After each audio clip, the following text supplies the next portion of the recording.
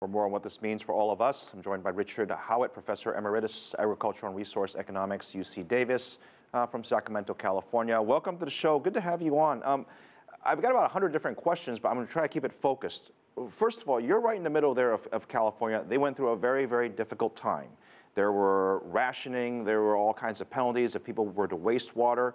Did all these things ultimately help? Yes, good evening, Phil. Yes, they did help. And in fact, we got through 2014, but we're still in the major drought. 2015 is facing up to be one of the driest years in the last 100 years, on the top of 2014. And a lot of the reserves were used up last year, so we're looking at a tougher situation this year. Hendrik Sierbrandi in our previous story talked, or I should say insinuated, that global warming has a large part to do with this drought. Now, first of all, I want to ask if you agree, and second, if that's the case, what really can be done? Because that's a much bigger question. Well, I'm not a climatologist, but I can say one thing, and that is droughts are normal in California on the West Coast. And we've had worse droughts in the past future. The 1920s through 1930s, in fact, was worse than this current stretch. And so in my book, and talking to my colleagues, it's still too early to tell. You look at other big cities around the world, aside from, say, Los Angeles. Now, I'll take Sao Paulo, for example, in Brazil. There's a lot of places around the world that seems to be having these very, very serious droughts. And I don't know if because the media hasn't reported on it in the past, or this is just a normal phenomenon. It certainly seems to be worldwide. And if you look at the southern hemisphere, particularly Australia and the south countries of Latin America, this seems to be hitting them harder than it is in the northern hemisphere. And I think the Australian situation, where they've just got over an 8-year drought, is really illustrative of what we can do to offset some of the effects. And this is an odd question, but when you think of water shortages and you think of trying to get people to conserve water, the first thing some economists would say was raise the price of water and people won't waste it. Does that make sense? Absolutely, it makes sense. It makes sense with every other resource. And water has been so plentiful that it's been a politically supplied resource.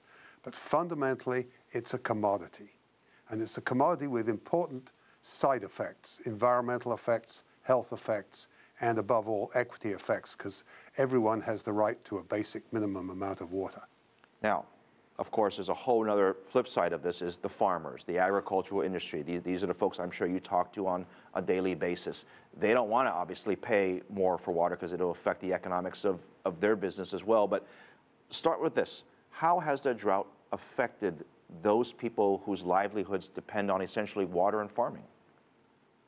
Well, in some parts of the state, it's really bad. On the west side of the San Joaquin Valley, we've got, I estimate, at least 17,000 farm workers out of work, and a whole number of small farmers and some large farmers having to scrap some of their perennial crop plantings because of the lack of water. Is there enough collective will, whether it's the American people or the global community, that, from programs such as this, say, look, this is a serious issue. We need governments to do more, and not more later, but we need governments to do more now? I think it's less needing governments to do more. They've got to set the stage. And in California, for instance, we passed an underground water control bill, which will really help things out in the long-term future. But what needs to be done is to think about water as the commodity that it is. It's suddenly become really scarce. And I think the Australians showed how if you allow people to trade water around within, of course, environmental limits and in social limits, then this makes a big difference in easing the cost of the drought. Yeah, it's a commodity that I think a lot of us, quite frankly, take for granted. Professor Howitt, thank you very much for joining us on this topic.